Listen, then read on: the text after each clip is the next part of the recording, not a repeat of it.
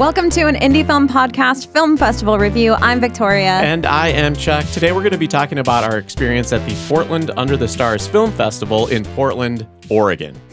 It was located at the McMenamins Mission Theater on August 16th, 2025. It was a one-day festival.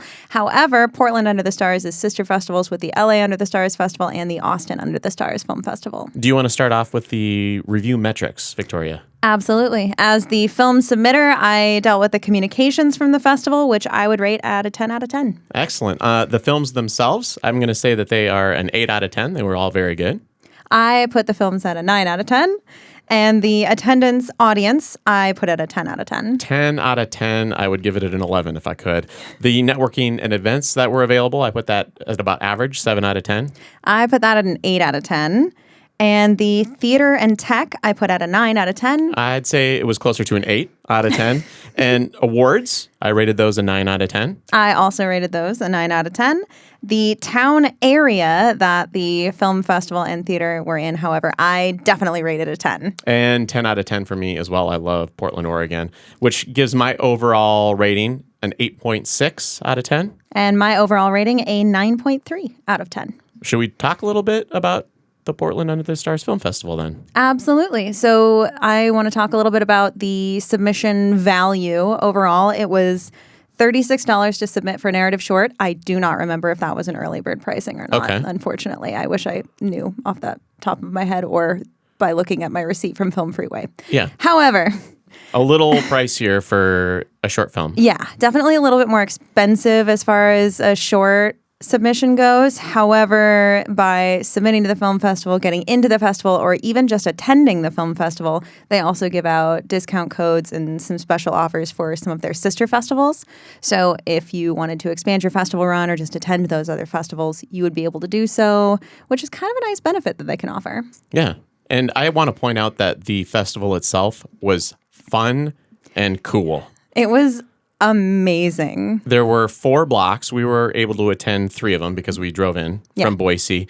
And the theater was standing room only by the time you got to the last block. The 2-story theater with a mezzanine and floor. It was packed in there. The back of the theater is a bar. So it kind of had that vibe to it, to where people were very engaged. A lot of people from the local community came out to see these films. Yeah. There were a lot of local filmmakers that were featured in this film festival. The Portland Filmmakers, y'all are awesome. They were super solid films. So much fun. Really good films. Very plot forward, which I appreciated. The writing was really solid on these films.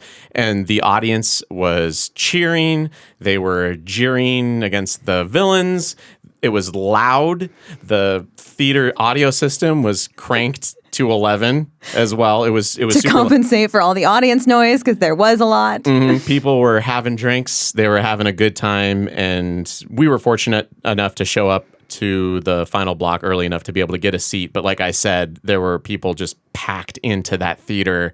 So many people excited about indie films, and that's just kind of a Portland, Oregon thing. I feel like the community felt very involved in the arts. Yeah, it wasn't just, I have a film playing at this festival, so I'm going to go. It was Portland cares about the arts community, and everyone in the arts community was just really excited to go watch indie films. Yeah, and we went out after the film festival ended. It was probably 11 or 11:30 at night, and Portland has recovered from the pandemic, it feels like. Yes. More so than some of the other cities I've been to, aka Seattle.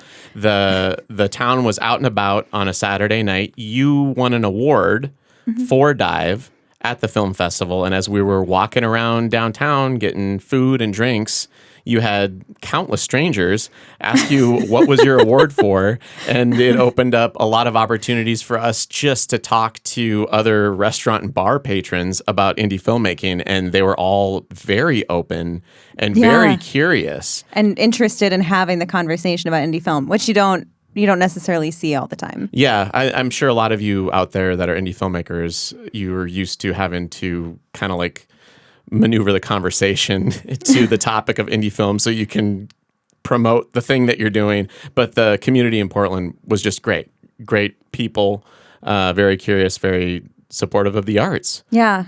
And I would say I loved the variety of the films. Yeah. And no, it wasn't necessarily a genre festival anyway, so No. there was going to be variety, but it was such a vast difference between all the different types of films. There were music videos, there were a lot of art house esoteric things, there were animated shorts, there were entire rom-coms and pilots and dramas and horror and there was so much, and there was so much encouragement for younger or novice or student filmmakers to be there as well. An entire category is dedicated to just that, which was really awesome. Yeah.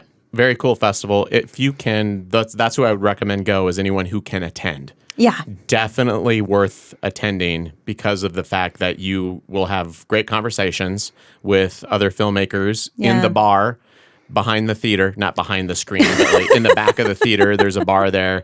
And so in between screenings, you'll definitely have great conversations with filmmakers. And also you'll have conversations with people that are either just in the neighborhood there to support film or aspiring filmmakers. They'll come up and ask you about your film. They'll ask you good questions too, not just the technical stuff. Yeah. Like, how did you come up with this idea?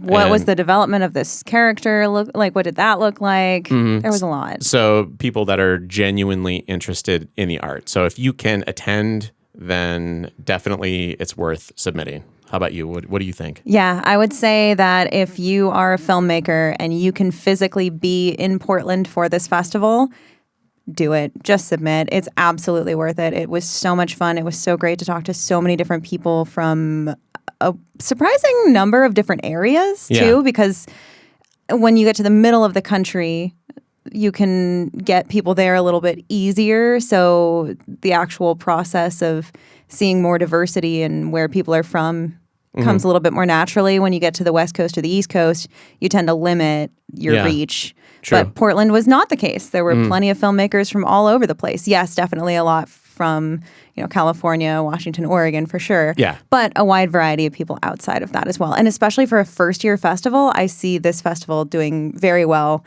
and becoming just as big, if not bigger, than the LA Under the Stars or the Austin Under the Stars. Yeah, they're going to have to set up more chairs next year for sure, based on the attendance this year. Definitely. It was baller. So check that out. And if you want to have a review of your product, whether it's a film or a film festival, to do so, go to indiefilmpodcast.com/submit.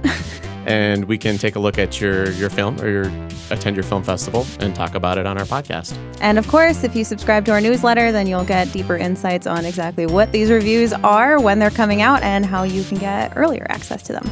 Awesome. Does that cover everything? Should we succinctly say farewell? I think so. Bye. Bye.